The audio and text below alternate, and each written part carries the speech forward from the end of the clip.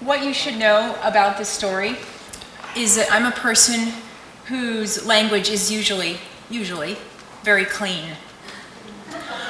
A few years ago, my good friend Karen was getting married, and before the wedding, a bunch of us friends got together because her mom and older sister were coming to town, and we wanted to meet them. And we're all sitting around chatting with Karen and her mom and her sister Kelly. I was feeling pretty introverted with this group, especially because Kelly was sort of a larger-than-life personality. But I was trying to force myself to enter into the conversation. When another friend arrived, the introductions were made around the group again, and Karen's mom was introduced as the MOB, the mother of the bride. And several others echoed, "Oh, the MOB." So I turned to Karen's sister, Kelly, who I'd just met, and said, "And that makes you the SOB." 20 years or so before this, I'm 8 years old, I'm living with my family in the town of Makeni, in the country of Sierra Leone in West Africa. And I'm on school break, hanging with the kids in the neighborhood, and we would talk with each other in the language of Creole, the language that everyone in Sierra Leone speaks. Creole is the lingua franca. It's a Creole language, which means it's a mixture. It's a mixture of English, French, Yoruba, Portuguese, other languages. But the interesting thing is the country of Sierra Leone, which is very small, actually has 25 languages at least, which are very distinct from each other. The language that's spoken in the area that we live is Temne. I didn't really know much Temne at all, just a few greetings, a few phrases, some songs, but I did know Creole very well because that's the language that everybody speaks all over the country. On this particular day, I'm with my friends from school, Irene and Edward, their brother and sister, and they'd actually moved to the U.S. moved from the U.S. to Sierra Leone fairly recently. They're new in Makeni, but they're my good friends, and we're in the back of their pickup truck. And we're driving through the streets of Makeni. We make a stop at a shop. Their parents get out, and we kids are sitting in the back of this truck, baking in the sun. Well, then some kids from the street start gathering around. They come to the edge of the truck, they hang on, they grab on, and they start doing this thing that kids often did when they saw us. They would imitate English, and they would mimic the sounds of English, and for some reason they always did it this way. A story, story, story, story, story, a story, story, story, story. And they did this over and over and over. And I'm hot and tired of story, story, story, story. And finally, Irene and Edward's parents come back and get in the car, start the engine, we're getting ready to go, but the kids don't leave, they're still hanging on. And so Irene and Edward and I are saying, "We de go, na get for go, no se motoka de go." But the kids are still hanging on. And this is slowing us down. And so I start to get stronger. Una como na ya, no se motoka de go, bolefuino. I'm getting stronger and I'm getting more frustrated. We start to pull away. The kids are still hanging on. Besides slowing us down, in my 8-year-old mind, this is getting dangerous because we're moving and kids are hanging on the back of the truck. And I'm going to show them that I'm serious. And I'm going to tell them to leave in the language of Temne. So I stand up and I say, "Bo, fuck off."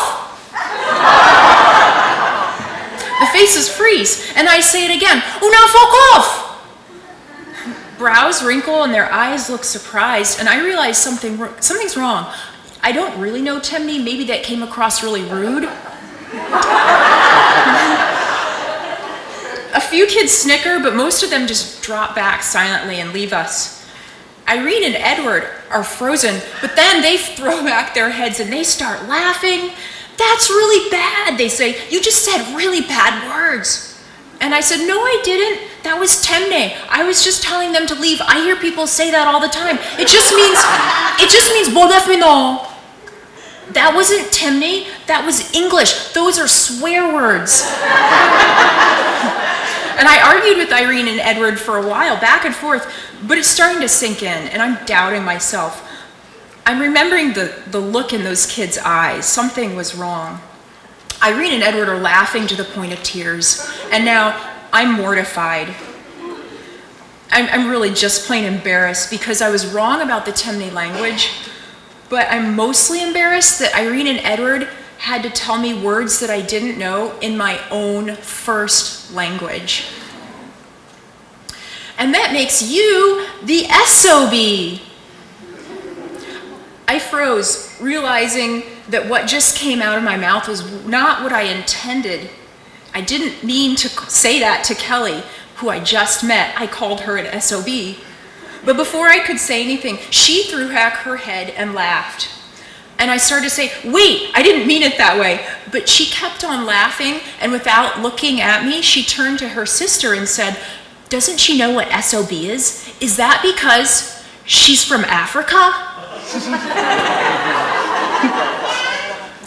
I was voiceless, languageless. I couldn't say anything because what she just said hit at the core of my insecurity, that there's no place, no country, no language to which I completely belong, in which I'm completely adept, utterly at home. There is an in-between place. There's a longing. There's an almost fluency.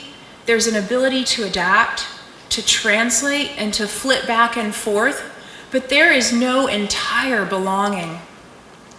At that moment with Kelly, I couldn't say anything, but I pondered what she said for a long time. Yeah, I missed out on some stuff because I grew up in Africa. But really, what did I miss out on? When I thought about it, I realized that I missed the 80s. Yes, I was sheltered from American 80s pop culture. So that when we came back in '89, I heard people talking about a New Kids on the Block concert, and I literally thought it meant that it was a concert for those of us who are new in the neighborhood. Apparently, that wasn't such a terrible thing to miss. Yes, I missed a few words. I was sheltered from some 80s culture. But I've come to appreciate that what I gained is far greater than what I never learned. So while I may not be completely fluent in any one language or culture, I'm so glad that I was exposed to many cultures and languages, even the parts that aren't so clean.